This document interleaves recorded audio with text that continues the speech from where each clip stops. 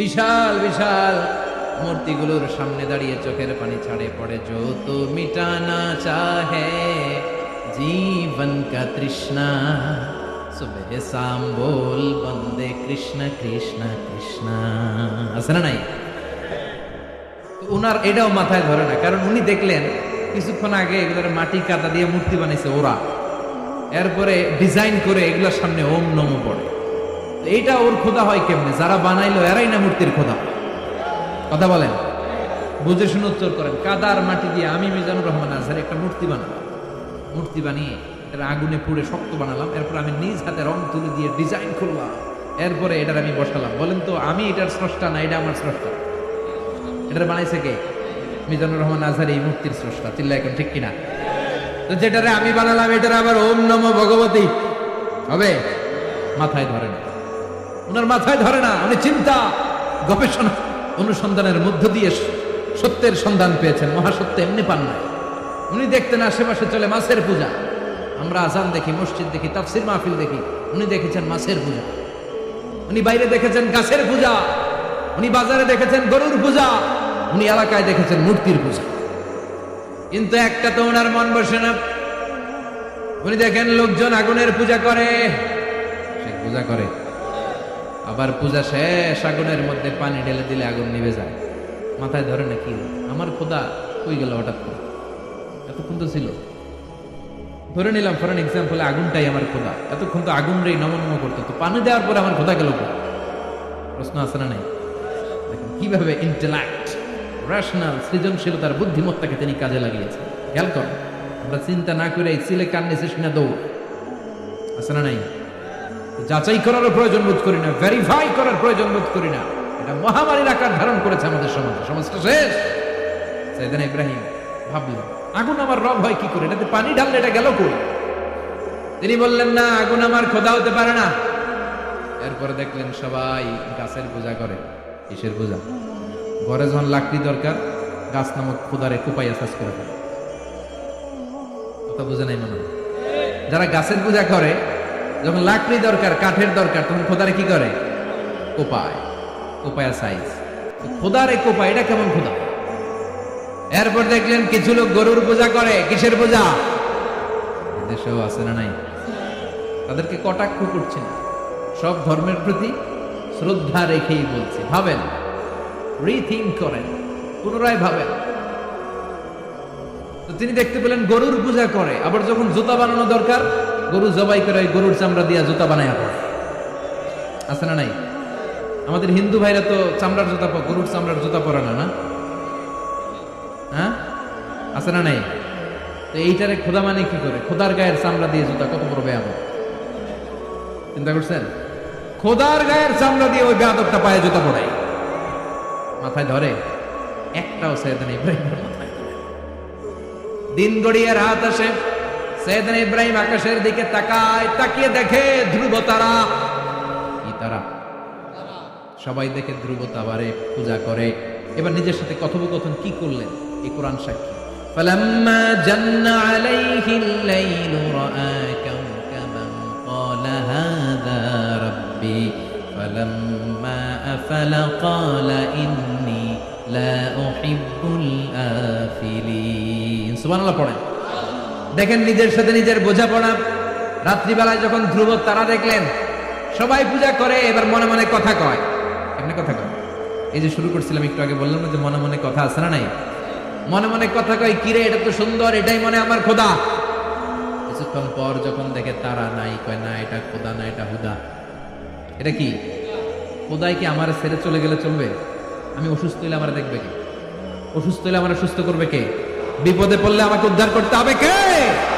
তার মানে আমার খোদা আমার ছেলে চলে যায় না, এই তারা আমার খোদা হতে পারে? ফালাম্মা জান্না আলাইহিল লাইলু রাআ কাওকাবান ক্বালা হাযা রাব্বি ফালাম্মা আফালা ক্বালা ইন্নী লা উহিব্বুল আফিলিন ফালাম্মা রাআল কমারা বাযিগান ক্বালা হাযা রাব্বি فلما أفل قال لئن لم يهدني ربي لأكونن من القوم الضالين পড়েন আল্লাহু আকবার। এরপরের দিন যখন চাঁদ দেখলেন, পূর্ণিমার চাঁদ, দেখতে ওইটা তারার চেয়ে ছোট না বড়? কম সুন্দর না বেশি সুন্দর? পরের দিন চাঁদ দেখে তিনি দেখলেন সবাই চাঁদের পূজা করে। এবার আবার মনে মনে কথা, তাইলে ওইটা না এটাই মনে হয় করে। আল্লাহর কসম, এগুলো কোরআনে আছে। কিভাবে উনি মহাসত্যের সন্ধান পেয়েছেন সব আল্লাহ কোরআনে তুলে ধরে। না না, ধ্রুব তারা আমার খোদা না, খোদা হইলে হবে এই চাঁদ। এটা অনেক সুন্দর। আবার রাতের শেষে চাঁদও নাই, মনে মনে খাইছে, খোদাই গেল কই? উনি খোদা খুঁজে পায় না, খোদা গেল কই? এবার উনি বললেন, হায় হায়, আমি তো বিপদে পড়ে গেছি, খোদা খুঁজে পাই না। আমার আসল খোদা যদি আমার পরিচয় না দেখায়, আমি তো গোমরা হয়ে যাব। فلما رأى الشمس بازغة قال هذا ربي هذا أكبر فلما أفلت قال يا قوم إني بريء مما تشركون। এরপরের দিন সকালবেলা পূর্ব দিগন্ত থেকে যখন দ্বিপ্রহরের জ্বলজ্বলে সূর্যটা উঠল, গগন বিদারী তাপ দিয়ে গোটা বিশ্বটারে আলোকিত করে জানান দিয়ে যখন জ্বলজ্বলে সূর্যটা উঠল, তিনি বললেন, না না, ধ্রুব তারা খোদা না, চাঁদও আমার খোদা হলে হতে হবে এই সূর্যটা, ঠিক কিনা? হাদা আকবার, এটা অনেক বড়, এটা সবচেয়ে বড়, খোদা হইলে এটাই হওয়া লাগবে। আবার বিকেল বেলা পশ্চিম দিকে যখন জ্বলজ্বলে সূর্যটা ডুবে যায়, এবার উনি বিপদে বললেন, আল্লাহু আকবার। দেখেন, স্টেপ বাই স্টেপ সব বাদ দিয়ে কেমনে তিনি মহাসত্যের সন্ধান। বিকেল বেলা যখন সূর্য ডুবে যায়, কয় না এটাও আমার খোদা হতে পারে। এরপর তিনি দ্ব্যর্থহীন কণ্ঠে ঘোষণা করলেন, ইন্নী ওয়াজ্জাহতু ওয়াজহিয়া লিল্লাযী ফাতারাস সামাওয়াতি ওয়াল আরদা হানিফান ওয়া মা আনা মিনাল মুশরিকিন। সুবহানাল্লাহ পড়ে। তিনি বললেন, না, গরু আমার খোদা হতে পারে না, মূর্তি আমার রব হতে পারে না, ধ্রুব তারা, চাঁদ, সূর্য কোনটাই আমার রব হতে পারে না। মহাবিশ্বটা যে চমৎকার ভাবে চলছে, নিশ্চয়ই এমন একজন মহা ব্যবস্থাপক আছে, নিশ্চয়ই এমন একজন মহা কন্ট্রোলার আছে, যিনি দূর থেকে গোটা বিশ্বের সব কন্ট্রোল করে থাকে। তিনি কে? তিনি বললেন, ওই রবের দিকে আমি মুখ ফেরালাম, যিনি আকাশ বানালেন, জমিন বানালেন। তোমরা যেগুলোর পূজা করো, আমি এগুলোর পূজা করি না। আল্লাহর দেখে নাই, কিন্তু পেয়ে গেছে সঙ্গে। সুবহানাল্লাহ পড়ে। কেমনে ইকুয়েশন ড্র করে, কেমনে পাটিগণিতের মতো মিলাইছে, না এটা বাদ, ওইটা বাদ, সব বাদ করে তিনি এই সিদ্ধান্তে আসলেন, একজন মহা ব্যবস্থাপক আছে, একজন মহা নিয়ন্ত্রক আছে, যার ইশারায়, যার ইঙ্গিতে, যার অর্ডারে গোটা বিশ্বটা এক নিয়মে চলে। চিল্লায় এখন ঠিক কিনা?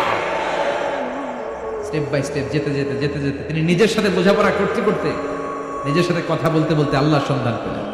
এখন আমরা চিন্তা করি না, গবেষণা করি না। সম্মানিত ভাইয়েরা, এই কোরআনে আল্লাহ বহুবার বলেছে, এই কোরআনে আল্লাহ চিন্তাশীলদের জন্য নিদর্শন রেখে দিয়েছে। কাদের জন্য? ও এলাকার লোকেরা, নিজের হাতে মূর্তি বানিয়ে মাথাটাকে নিচু করে ওম নমো ভগবতী কেন পড়ো? কেন? দেখেন, কনভারসেশন কি এক পক্ষের হয়? কথোপকথন করতে হলে কয় পক্ষ লাগে? উনি বললেন, এই মূর্তিগুলোর সামনে তোরা মাথা নত করে দাঁড়িয়ে থাকিস কেন?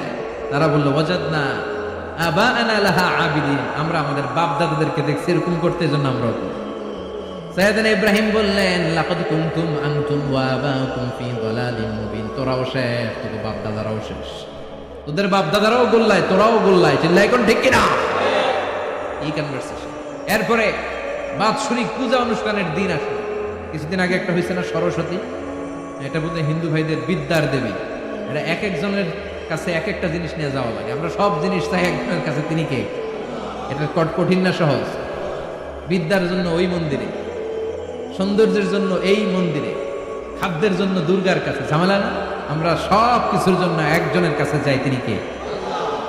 বাৎসরিক পূজা অনুষ্ঠানে সবাই ইব্রাহিমকে ধরছে, ইব্রাহিম চল আমরা পূজা দিতে যাব। সাইয়েদনা ইব্রাহিম ফানাযারা নাযরাতান ফিন নুজুম, তাকালেন আকাশে, বললেন, ইন্নী সাকিম, আমি যেতে পারবো না, আমি অসুস্থ। আমি কি আসলে সুস্থ ছিল? অসুস্থ বললেন কেন? কারণ অসুস্থতা দুই ধরনের। চিল্লায় বলেন, একটা শারীরিক আর একটা। সাইয়েদনা ইব্রাহিম মানসিকভাবে প্রচন্ড বিপর্যস্ত ছিলেন, অসুস্থ ছিলেন। এর কারণ গোটা উম্মাত মূর্তির পূজা করে, এই দৃশ্য দেখে কোনো নবী মানসিকভাবে সুস্থ থাকতে পারে? উনি বললেন আমি অসুস্থ, তোমরা যাও। সবাই বলল ঠিক আছে আমরা যাই। ইব্রাহিম তুই আমাদের ঘরের মূর্তিগুলারে পাহারা দে। মূর্তি পাহারাদার এখন ভালো লোক পাওয়া গেছে, মূর্তি পাহারা দেওয়ার জন্য ভালো একজন পাহারাদার পাওয়া গেছে। নাম কথা কন, কথা বুঝতে কষ্ট হচ্ছে মনে হয়। মূর্তি পাহারা দেওয়ার জন্য কারে পাওয়া গেছে? সাইয়েদনা ইব্রাহিম কয় ঠিক আছে আজকে পাহারা দিমু, জন্মের পাহারা, যা তোরা দিতাছি, পাহারা দিতেছি যা। এইবার সাইয়েদনা ইব্রাহিম মূর্তির ঘরে ঢুকলেন। দেখেন কি সুন্দর কথোপকথন আল্লাহ তুলে দিলেন। আল্লাহু আকবার। মূর্তির ঘরে, দেবীর ঘরে ঢুকে উনি ঘুরে ঘুরে তাকায়, দেখে একটা এমনি হাত আর একটা ব্যাগ, 14-15টা হাত নিয়ে তাকায় আছে। উনি সবগুলার সামনে এভাবে তাকায়, দেখে এক একটা চেহারা, একটা হাতির গণেশ স্টাইল, আরেকটা এরকম, আরেকটা নারী, আরেকটা বাঘের, আরেকটা তলোয়ার নিয়ে আইতাছি কোপায় ফেলা আছে না নাই? সবগুলোর সামনে যায়, যে দেখে আর অবাক হয়, কত ধরনের খোদার কাছে এরা কত কিছু চায়। আর যে দেখে প্রত্যেকটার সামনে ডেজার্টস আইটেম, মিষ্টান্ন, এক একটার সামনে রসমলাই, এক একটার সামনে কালো জাম, লাল জাম, রসগোল্লা, চামচাম, দুধ মালাই, মালাই চপ, আছে না নাই? জিব্বায় পানি চলে আসছে নাকি? তো সাইয়েদনা ইব্রাহিম অবাক, কিরে এত মূর্তি, এত ডিজাইন, এত ভাবে আর অঙ্গভঙ্গি করে আছে, এত খাবার দেয়া, খায় না কেন? সাইয়েদনা ইব্রাহিম ভাবলেন মনে হয় নাগাল পায় না, আমি একটু তুল্লা ধরি। উনি রসমলাইয়ের বাটিটা নিয়ে যেটা হা করে আছে ওইটার সামনে যায়, কয় খা। কি কয়? বানাই কইতেছি মনে হয়। ফারাগা ইলা আলিহাতিম, মূর্তিগুলোর কাছে গেলেন। ফাকালা আলা তাকুলুন, খাবি না? খাবি না? আমি কিছু খা, কোরআন থেকে বলছে, ঠিক কি না? উনি ভাবলেন ওরা হয়তো খেতে পারে না, নাগাল পাচ্ছে না, কিংবা আমারে দেখে লজ্জা পাচ্ছে। নিজ থেকে রসমলাইয়ের বাটি তুলে ধরলেন, উনি বললেন খা। আর ওগুলা কয় হা হা করে বলছে, নরেও না সরে। উনি মুখের সামনে তুলে ধরে বললেন আলা তাকুলুন, খা। সবগুলার সামনে গেলেন, খা খা। কেউ খায় না, ওগুলো হা করে আছে। সাইয়েদনা ইব্রাহিম বললেন খা। কেউ কথা কয় না। উনি বললেন খাবি না কেন? তাইলে কথা কর। এই যে কষ্ট করে উড়াইলি, মুখের সামনে দিলাম, খাবি না কেন? কথা বল। আলা তাকুলু, খাবি না কেন? কথা বল। মা লাকুম লা তাতাকাল্লামুন, খাবি না কেন? মা লাকুম লা তানতিকুন, হয় খা নাই কথা ক। বলতেই লাগলেন খা খা। প্রত্যেকটা মূর্তির সামনে গেলেন, খা। ওগুলো করে আছে হা, কোনো কথা কয় না। কয় কেন খাবি না? তাহলে কথা কয়। খায় না, কথাও কয় না। আপনার ছেলে বায়না ধরছে, আব্বা চানাচুর দাও। কি খাবো?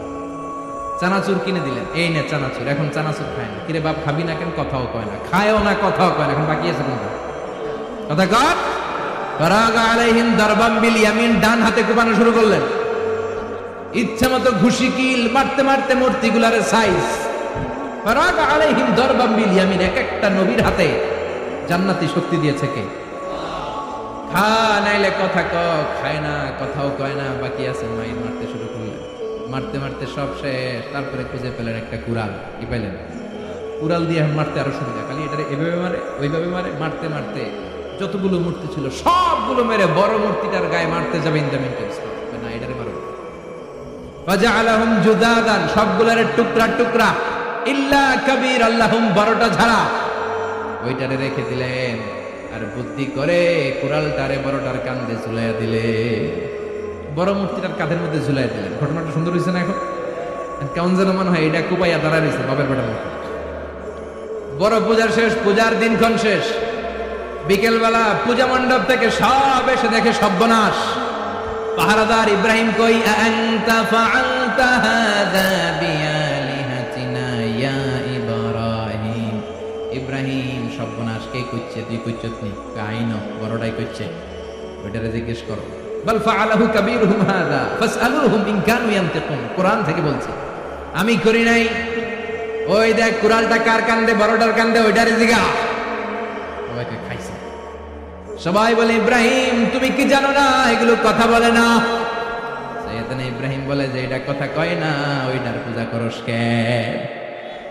যেটা কথা বলে না, যেটা নিজেরাই নিজেদেরকে মায়ের থেকে বাঁচাতে পারে না, নিজেরাই নিজেদেরকে রক্ষা করতে পারে না, তোরে কিভাবে রক্ষা করবে? এগুলোর পূজা কেন করিস? ফাবুহিতাল্লাযী কাফার। কারো কোনো জবাব নাই, লা জবাব। সবাইকে ইব্রাহিম তুই বড্ড বেড়ে গিয়েছিস, তোরে নমরুদের কাছে নেওয়া হবে, রশি দিয়ে পেঁচিয়ে নমরুদের কাছে নেওয়া হবে। নমরুদের নাম শুনছেন? শোনেন নাই বোধহয়, শোনেন নাই? পৃথিবীতে 4 জন বাদশা ছিল যারা গোটা বিশ্বের বাদশা, গোটা বিশ্বের। 2 জন কাফের, 2 জন মুমিন। মুসলমানের একজন হচ্ছে জুলকারনাইন, আরেকজন হচ্ছে সাইয়েদনা সুলাইমান। কাফেরের একজন হচ্ছে বাখতানাসার, আরেকজন হচ্ছে নমরুদ। এই নমরুদের কাছে নিয়ে যাও রশি দিয়ে বেঁধে। এবার নমরুদের সাথে কি ডায়ালগ মারছে এটা তো আর কোরআনে নাই, কথা কন, এটাও আছে। নমরুদ বলে, ইব্রাহিম শুনলাম তুমি নাকি আমাদের খোদাগুলোরে মারছো, তুমি নাকি কোন আল্লাহর ইবাদত করো, তুমি নাকি কোন নতুন রবের তথ্য নিয়ে আমাদের বাবেল নগরীতে আগমন করেছো।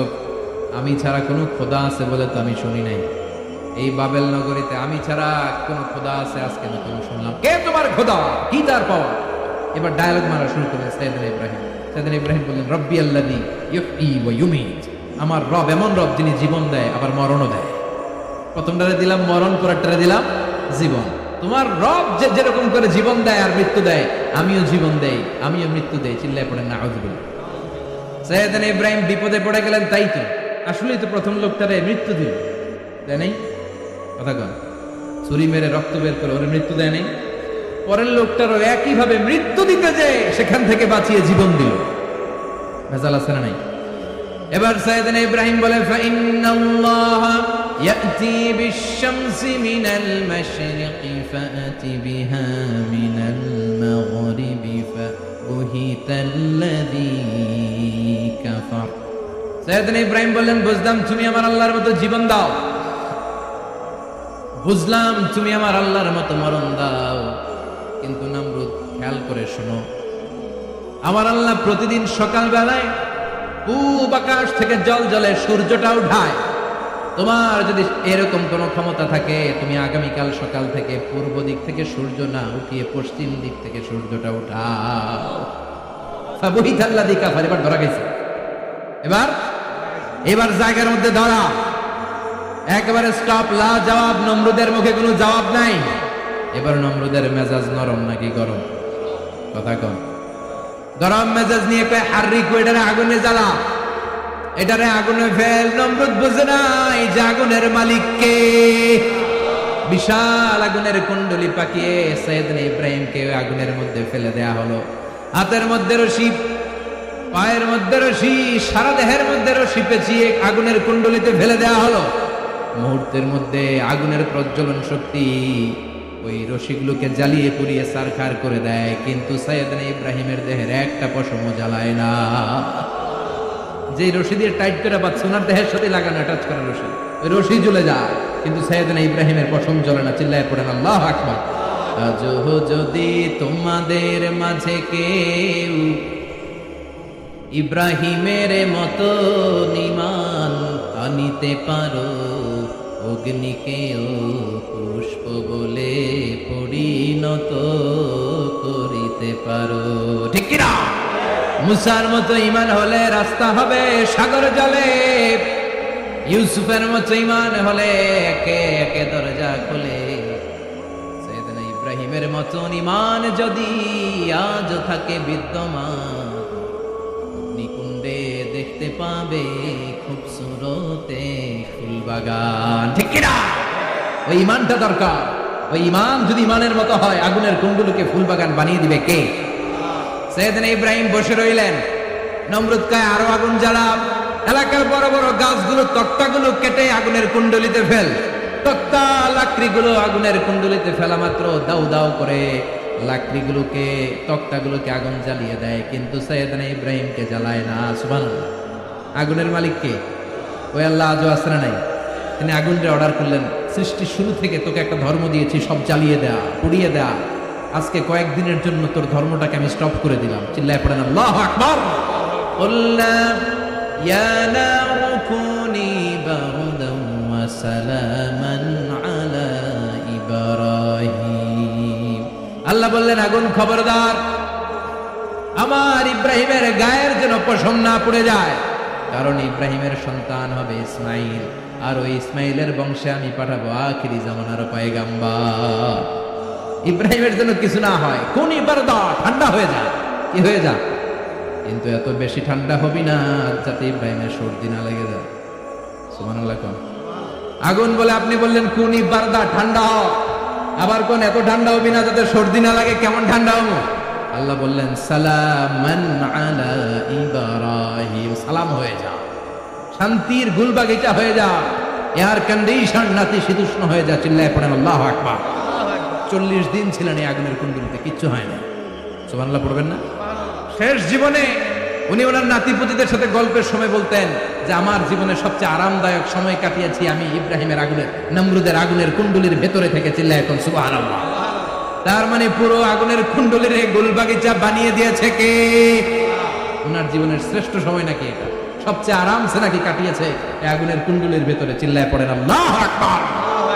এবার আল্লাহ ডেকে বলেন নমরুদ অনেক হয়েছে, আর না, অনেক চান্স তোমারে দিছি আমি, অনেক ছাড় দিছি, মাগার ছেড়ে দিব না। আল্লাহ কি দেয়? ছাড় দেয়, ছেড়ে দেয় না। মনে থাকবে? চিল্লায় বলেন তো আল্লাহ কি দেয়?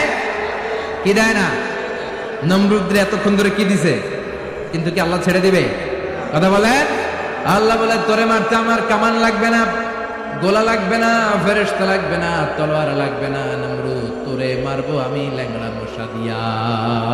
ফাআরসালাল্লাহু তাআলা বাউদা, আল বাউদাতু জুনদুম মিন জুনুদিল্লাহ। এই মশাগুলো আল্লাহর সৈনিক।